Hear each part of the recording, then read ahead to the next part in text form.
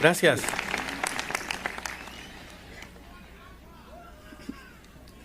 Estoy honrado de estar con ustedes en la ceremonia de graduación en una de las mejores universidades del mundo. La verdad sea dicha, nunca me gradué de la universidad. Esto es lo más cerca que he estado de una graduación universitaria. Hoy quiero contarles 3 historias de mi vida. Eso es todo. No gran cosa, solo 3 historias.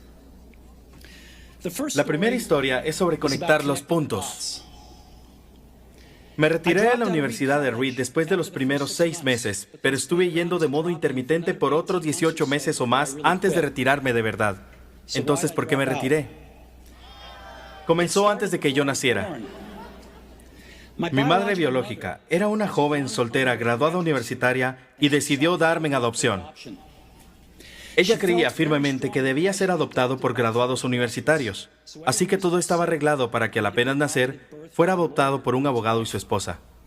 Excepto que cuando aparecí, ellos decidieron en el último minuto que en realidad deseaban una niña. Entonces mis padres, que estaban en lista de espera, recibieron una llamada en medio de la noche preguntándoles: «Tenemos un bebé varón no deseado. ¿Lo quieren?». Ellos dijeron: «Por supuesto». Mi madre biológica luego se enteró que mi madre nunca se había graduado de la universidad y que mi padre nunca se había graduado de la enseñanza media, así que se negó a firmar los papeles de adopción definitivos. Solo cambió de parecer unos meses más tarde cuando mis padres prometieron que yo iría a la universidad. Ese fue el inicio de mi vida. Y 17 años más tarde, fui a la universidad. Sin embargo, ingenuamente elegí una universidad casi tan cara como Stanford. Y todos los ahorros de mis padres de clase obrera fueron gastados en mi matrícula. Después de 6 meses no podía ver valor en ello.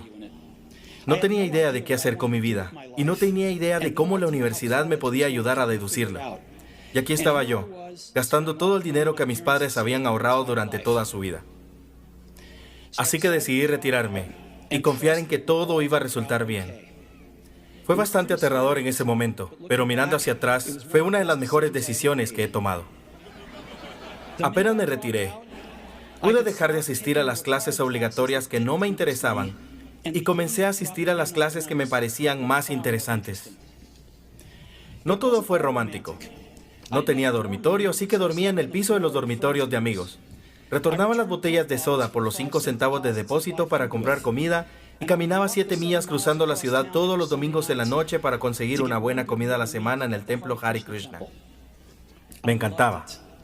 Y mucho con lo que me tropecé siguiendo mi curiosidad e intuición resultaron ser invaluables posteriormente. Déjenme darles un ejemplo.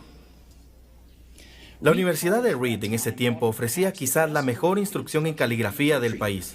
A través del campus, todos los afiches, todas las etiquetas de cada casillero estaban bellamente escritos en caligrafía a mano. Debido a que me había retirado y no tenía que asistir a las clases normales, decidí tomar una clase de caligrafía para aprender cómo hacer eso. Aprendí los tipos de letras serif y sans serif, de la variación de la cantidad de espacio entre las distintas combinaciones de letras, de lo que hace que la gran tipografía sea grande. Era hermoso, histórico, artísticamente sutil, de una manera en que la ciencia no logra capturar, y lo encontré fascinante. Nada de esto tenía incluso una esperanza de aplicación práctica en mi vida. Pero 10 años después, cuando estábamos diseñando la primera computadora Macintosh, todo volvió a mí. Y lo diseñamos todo en la Mac. Fue la primera computadora con una bella tipografía. Si nunca hubiera asistido a ese único curso en la universidad, la Mac nunca habría tenido múltiples tipos de letras o fuentes proporcionalmente espaciadas. Y puesto que Windows solo copió la Mac, es probable que ninguna computadora personal las tendría.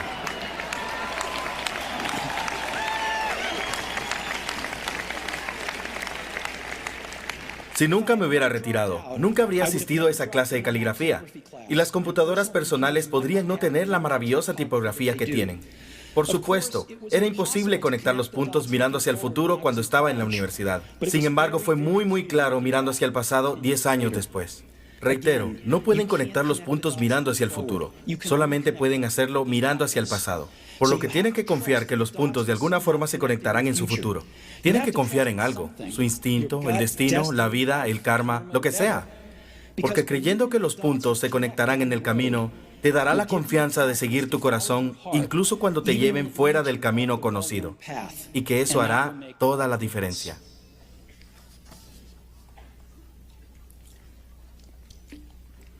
Mi segunda historia es sobre amar y perder.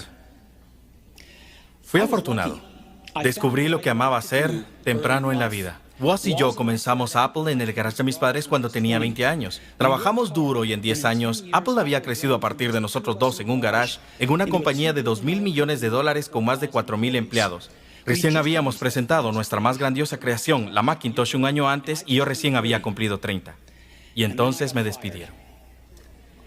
¿Cómo te pueden despedir de una compañía que comenzaste? Bien. Debido al crecimiento de Apple, contratamos a alguien que pensé que era muy talentoso para dirigir la compañía conmigo. Y por el primer año o más las cosas marcharon bien. Pero luego nuestras visiones del futuro empezaron a desviarse y eventualmente teníamos disgustos. Cuando lo hacíamos, la junta directiva lo respaldó a él. De modo que a los 30 años estaba afuera. Y muy públicamente afuera. Aquello que había sido el centro de toda mi vida adulta se había ido. Y fue devastador. Realmente no supe qué hacer durante algunos meses. Sentía que había decepcionado a la generación anterior de empresarios, que había dejado caer la batuta cuando me lo estaban pasando. Me reuní con David Packard y Bobby Noyce e intenté disculparme por haberlo echado a perder tan mal. Fue un absoluto fracaso público, incluso pensaba alejarme del baile. No obstante, lentamente comencé a entender algo. Yo todavía amaba lo que hacía. El giro de acontecimientos en Apple no había cambiado eso ni un poco. Había sido rechazado, pero seguía enamorado. Y entonces decidí comenzar de nuevo. En ese entonces no lo entendí, pero resultó que ser despedido de Apple fue lo mejor que podía haberme pasado. La pesadez de ser exitoso fue reemplazada por la livianidad de ser principiante otra vez, menos seguro de todo. Me liberó para entrar en una de las etapas más creativas de mi vida. Durante los siguientes 5 años comencé una compañía llamada Next, otra compañía llamada Pixar, y me enamoré de una asombrosa mujer que se convertiría en mi esposa. Pixar continuó para crear la primera película en el mundo animada por computadora, Toy Story, y ahora es el estudio de animación más exitoso a nivel mundial. En un notable giro de los hechos, Apple compró Next. Regresé a Apple y la tecnología que desarrollamos en Next está en el corazón del actual renacimiento de Apple. Y con Lorraine tenemos una maravillosa familia juntos. Estoy muy seguro de que nada de esto habría sucedido si no hubiese sido despedido de Apple. Fue una amarga medicina, pero supongo que el paciente la necesitaba. En ocasiones la vida te golpea con un ladrillo en la cabeza. No pierdan la fe. Estoy convencido que lo único que me permitió seguir fue que yo amaba lo que hacía. Tienen que encontrar eso que aman. Y eso es tan valioso para su trabajo como lo es para sus aficiones. Su trabajo llenará gran parte de sus vidas y la única manera de sentirse realmente satisfecho es hacer aquello que creen que es un gran trabajo. Y la única forma de hacer un gran trabajo es amando lo que hacen. Si aún no lo han encontrado, sigan buscando. No se conformen. Al igual que con los asuntos del corazón, sabrán cuando lo encuentren. Como cualquier relación importante, mejora poco a poco con el paso de los años. Así que sigan buscando. No se conformen.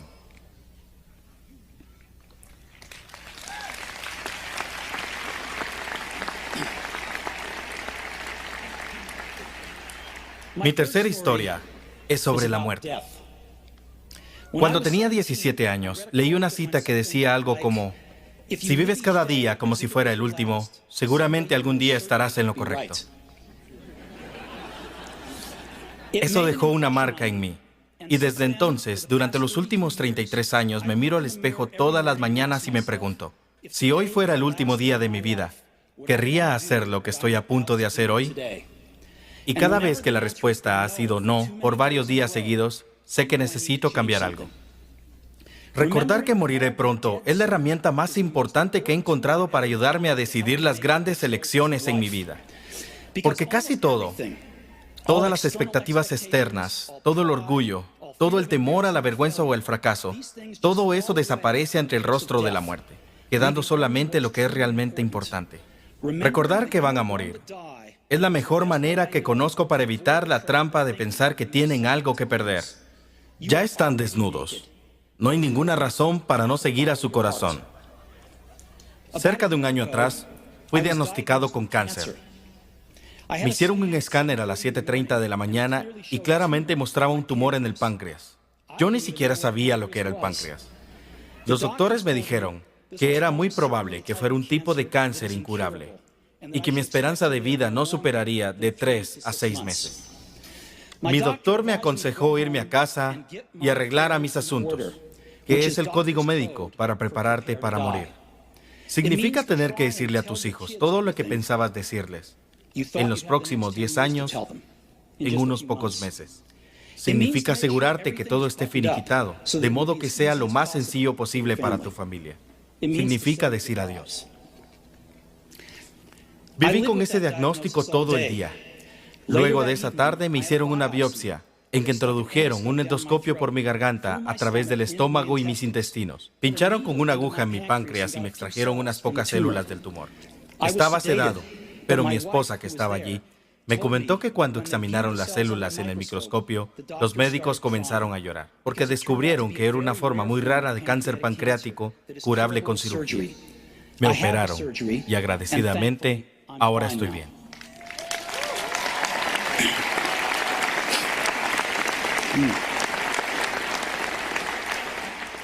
Eso fue lo más cerca que he estado de la muerte, y espero que sea lo más cercano por unas cuantas décadas más.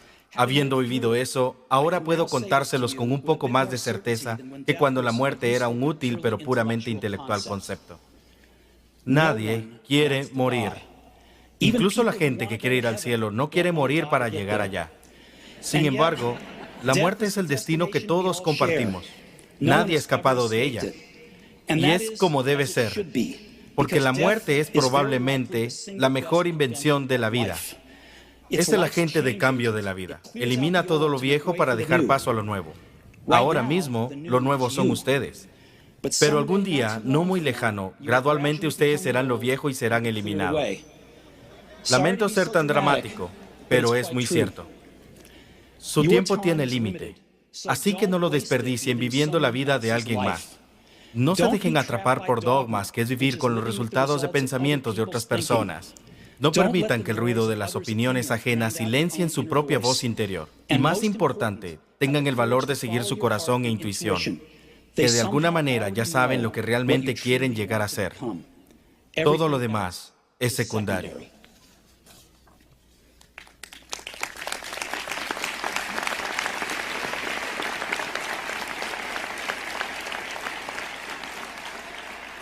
Cuando era joven, había una asombrosa publicación llamada The Whole Earth Catalog, que era una de las Biblias de mi generación. Fue creada por un tipo llamado Stuart Brand, no muy lejos de aquí en Menlo Park, y la trajo a la vida con su toque poético. Fue a finales de los 60, antes de la edición por computadora, por lo que toda estaba hecha usando máquinas de escribir, tijeras y cámaras Polaroid. Era un tipo de Google en formato económico, 35 años antes de que apareciera Google. Era idealista y rebosante de herramientas claras y grandes conceptos. Stuart y su equipo publicaron varias ediciones de The Whole Earth Catalog y luego, cuando había seguido su curso, publicaron la última edición.